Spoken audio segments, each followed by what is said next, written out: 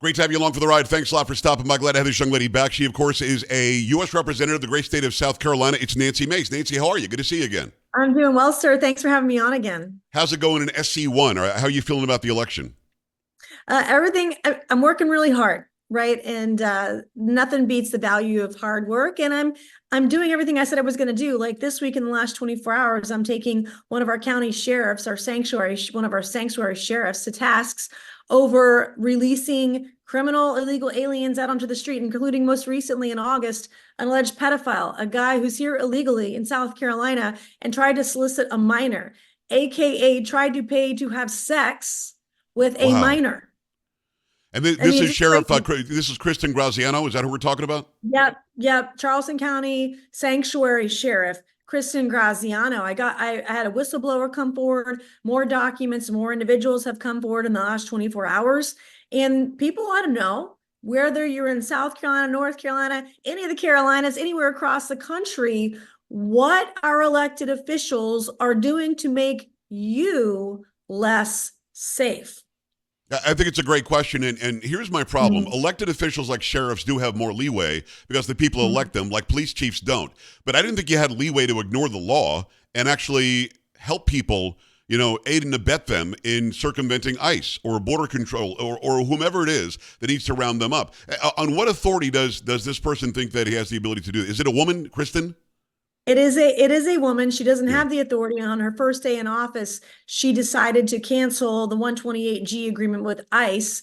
And she's blaming it on the reason that she can't detain most recently this pedophile who's here illegally and all the other illegals that she's let on the street. As she says, it's the sheriff department policy. But the only thing she forgot to tell the media is that she literally wrote the policy. Right. Like you can't, it's so stupid, Joe. It's so dumb. I had to do it because of the written policy. I wrote the policy. So she didn't mention that part.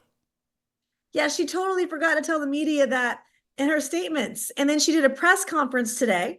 She barely spoke for 1 minute and then left the podium, just like Joe Biden or Kamala Harris would. She refused to take any questions.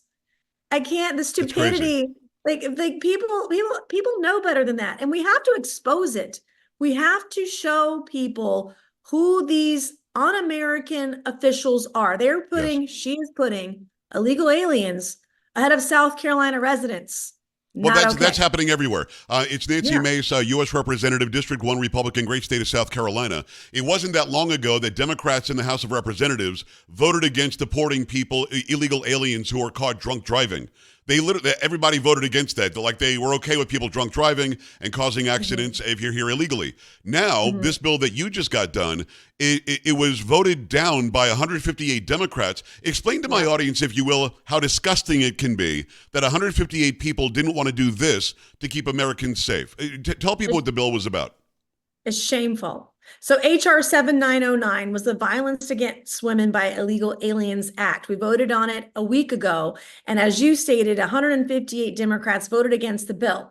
This was a bill that would deport any illegal alien here in our country who rapes our women, who's a pedophile, or who murders our women and girls. And it's insane to me. The excuse that the progressive radical left said was it's already against the law. Okay, well, if it's already against the law, then why aren't you following the law? Why are you allowing these individuals, as I just cited earlier, one of my own sheriffs in Charleston County let a pedophile onto the streets who's here illegally, blamed her own policies for the reason for doing it. But, if it were already against the law, they'd be gone, but they're still here. They're on the streets. They're raping our women. They're murdering women and girls. They're pedophiles, and we're letting them go. And so we put them on record, and I'm hoping that there'll be a unanimous consent vote in the Senate today or tomorrow. It's been hotlined in the Senate. I expect some Democrat to come forward anonymously and try to stop it. But if the Senate does a unanimous consent request, then you physically have to go to the floor. Some Democrat, some progressive, some radical. Show your face. Go to the floor and stop it in person. Put them on the record. And that's what we want, because enough is enough. There is no reason for 158 people to be against this. I'm the father of 5 daughters. And anybody who's in government that gets any dime from me because of my hard work on the taxpayers, they need to go to bat for my daughters and for my wife and for my sisters and my mother and for you and for everybody watching and listening. There is no excuse but to say it's already in the books. Guess what? It's against the law to come into the country illegally. That's on the books too. How's that working out? Well, right. And, we heard today, I was in the oversight hearing. You hear Democrats say this all the time, the left. Oh, migrant crime is down. It's lower than legal citizen crime. Guess what, buddy? 100% of the illegals who are here have committed crimes. They literally committed a crime coming across the border. They are 100%, all of them, guilty of committing a crime. I don't want to hear about the fake leftist crime statistics. They're all guilty. Yes. No, without a doubt. By the way, here in Texas, as you know, they're guilty of the first crime when they cross the border. The second crime is being here illegally. That's another violation. The third crime is many of them work off the books. The fourth crime is you don't show up to your court date. I mean, you're talking about starting your American experience by committing 3 or 4 crimes, and these people just don't want to adjudicate them. I want to go to Ohio for a second, but this also relates to South Carolina. In Ohio, we hear all the stuff about the Haitians that were brought there. 15 to 20,000 Haitians brought into a city that was 40 or 50,000 people before that.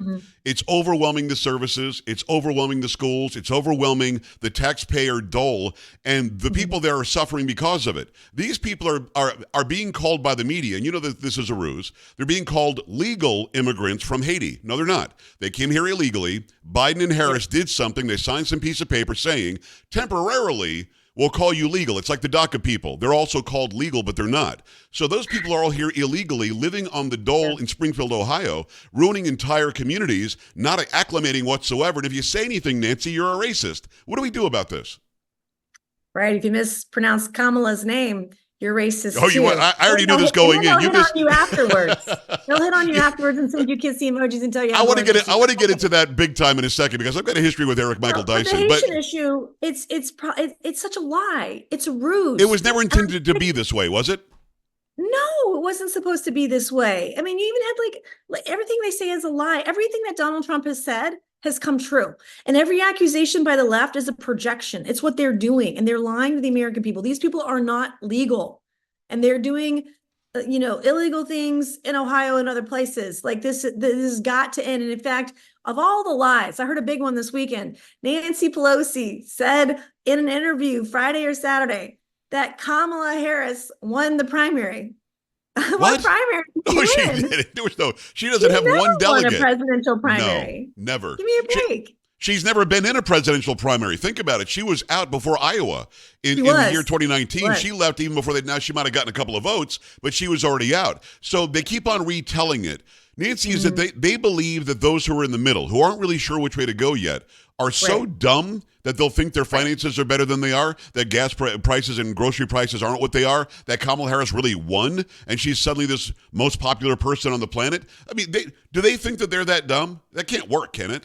Yeah, it's crazy. Well, and we all know it's hitting all of our wallets, but the average American family is spending $17,000 more a year annually to have the same standard of life they had 2, 3, 4 years ago. And when you go to the gas station, you're up $2 or $3 a gallon than when Donald Trump was president. You go to the grocery store, groceries are up, 20, 30, 40, 50% in some cases.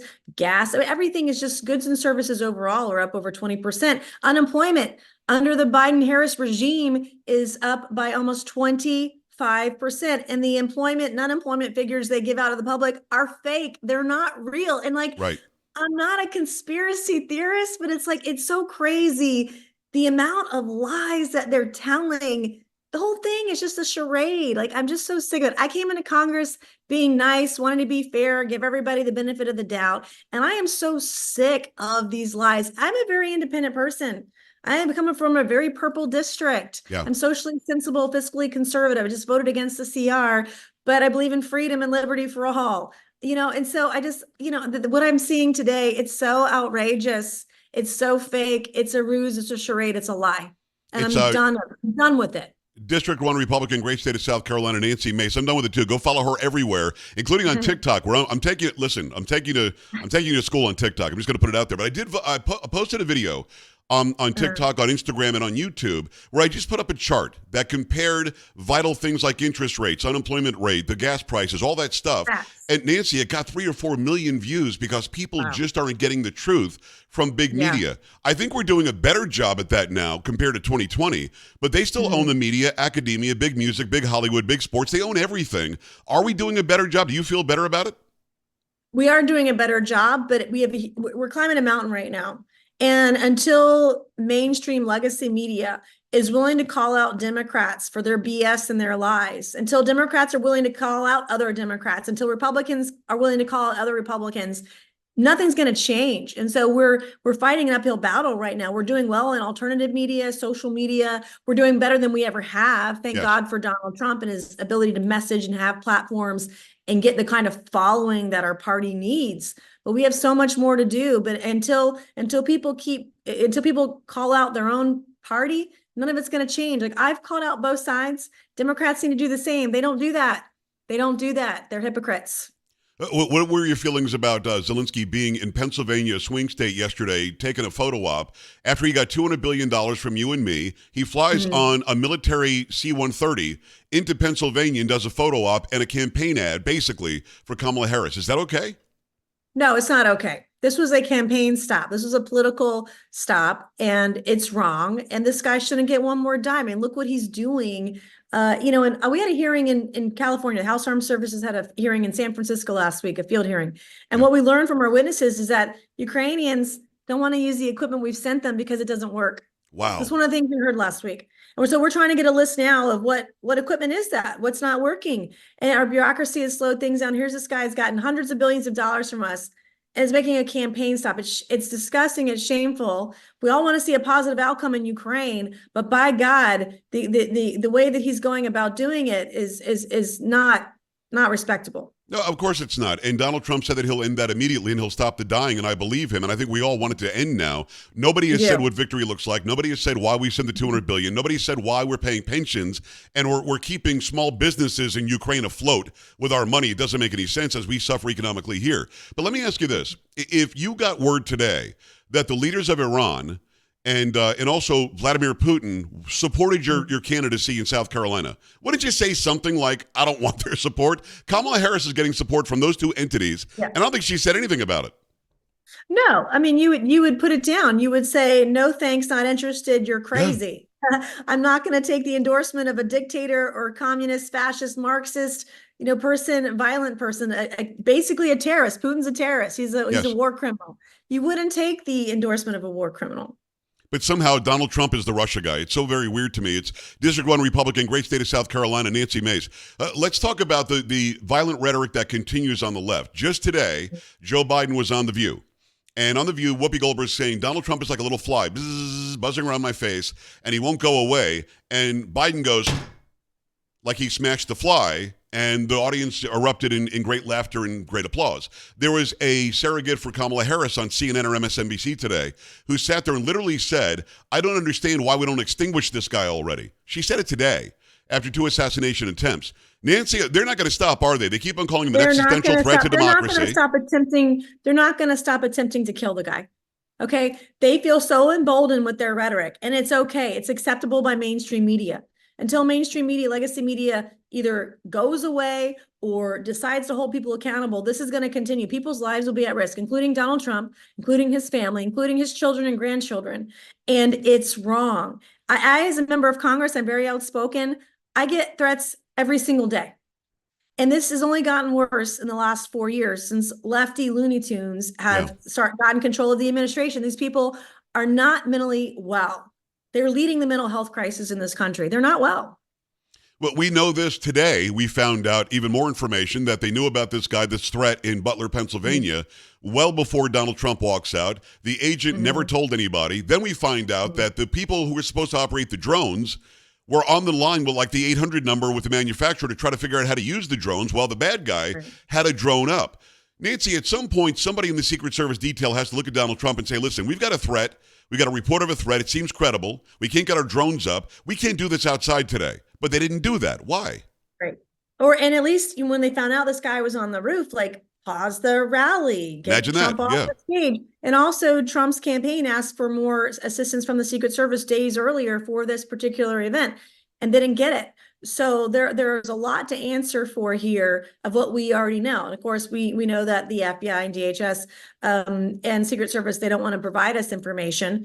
Rand Paul has a report coming out, stunning report with a lot of this information. And it's wrong. And we got to make sure we keep this guy alive until we can get him back in the White House. He's got to lead our country out of this mess.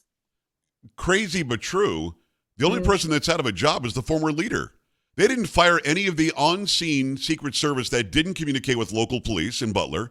They didn't fire anybody who didn't do a perimeter and make sure nobody was hiding with a gun for 12 hours on a Trump. I mean, it's named after Trump golf course in West Palm Beach, Florida. Nancy, why isn't anybody getting fired? Shouldn't we see 10, 15 firings and let's get some people in there who know how to do the job?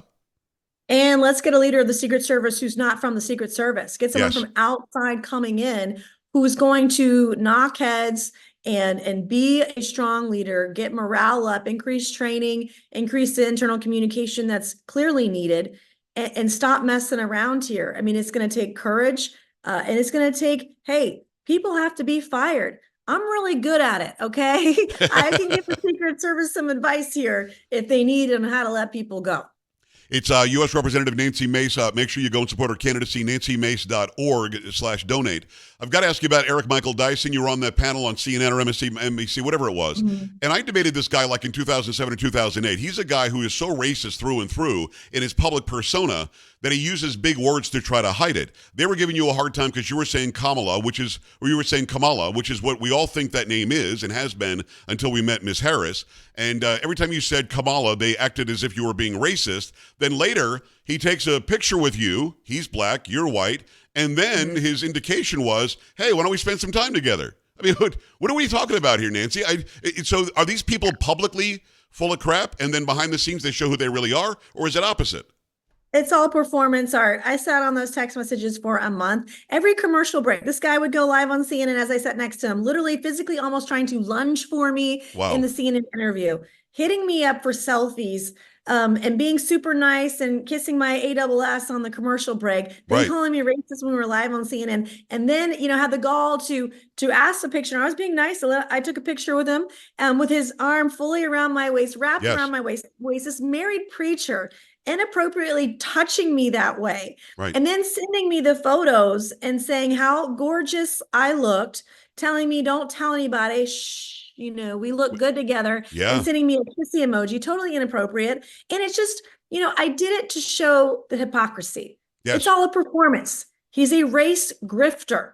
That is how he makes his living, is by calling other people racist. And the minute that, I shot it down, I exposed him for the grifter that he is, the liar and hypocrite and misogynist and racist that he is. He screams foul. He goes on The View. He goes on ABC News, right, on his apology tour. ABC News, the home of George Stephanopoulos. ABC News hates women. And the irony here is that as he's on his apology tour on The View and ABC News and all those things, that the left their whole motto is believe all women, except for when it comes to Republican women. So they sided with the racist, misogynist, Michael Eric Dyson yesterday on The View. And it's like, we're not going to believe you or what happened to you or the way that he treated you because, you're a Republican woman. No.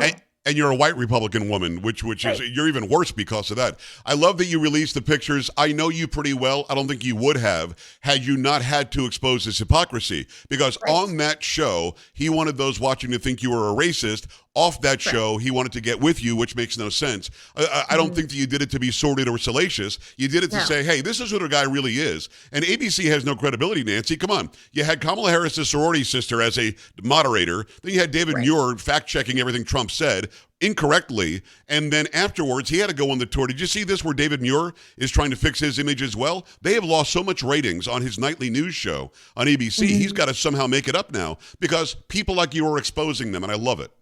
Yeah, I sat on it for a long time. I didn't want to do it. I didn't feel the reason. I didn't want to bring the drama. But at some point when the left and my colleagues kept bringing it up and kept calling me racist and mocking me, and my colleagues, I just had it. Like, you come at me, I'm gonna punch back. I'm gonna bring a nuclear warhead to a knife fight. That's how I work. And mace is a medieval weapon. I will use it figuratively, not literally, of course, Yeah. figuratively. When I feel pushed into that corner, when someone crosses that line, it's not okay to lie. It's not okay to be a hypocrite. And I'm gonna stand up for myself. And oh, by the way, gentlemen, don't ever slide in my DMs and don't text me. I don't want to see kissy emojis.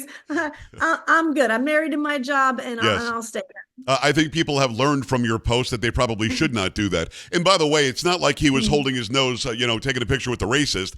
There was a snuggle. He did his best to snuggle, and that's not okay, and I'm glad you exposed him. It's Nancy Mace. Go to nancymace.org/donate. Thank you for the hard work you do and for your love for America. And let's do this again, hopefully before the election if we can, Nancy. Yes, sir. Thank you. I appreciate you. We're back after this. Stay right here.